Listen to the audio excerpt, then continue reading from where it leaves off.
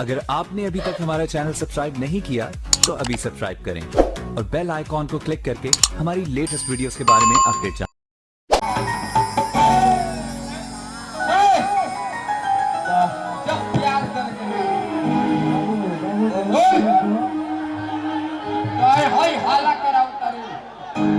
गाँव में मार कराओ तारी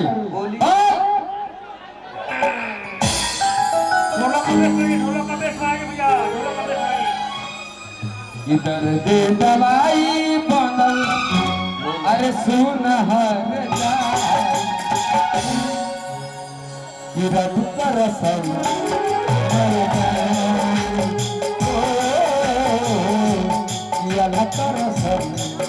मर दवाई बनल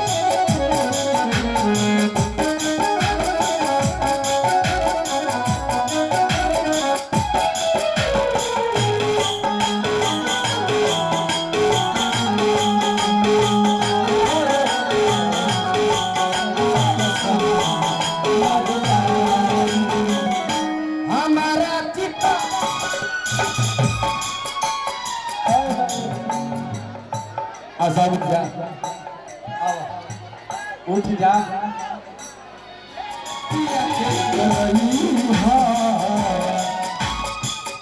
हमारे लाश के तू दफना के गई है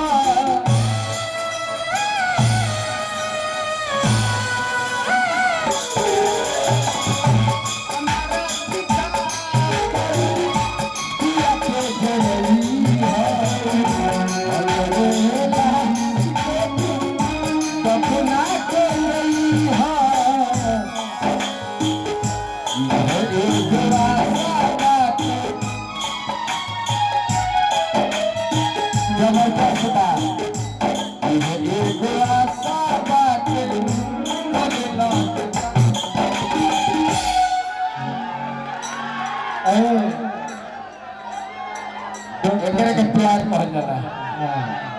ए लेकिन हमर मेहरारू देखले सुनो तो बुझी कि मारे बार कर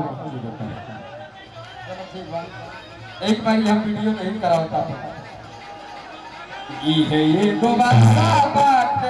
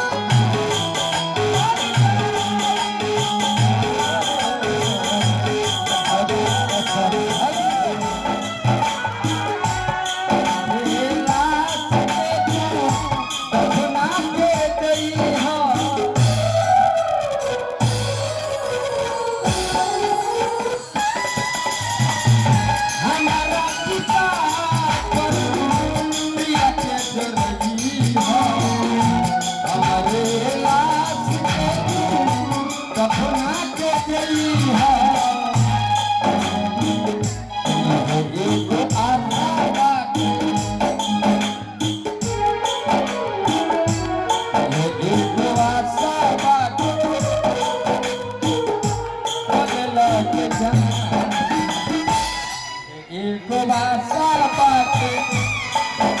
के जान रब को रखा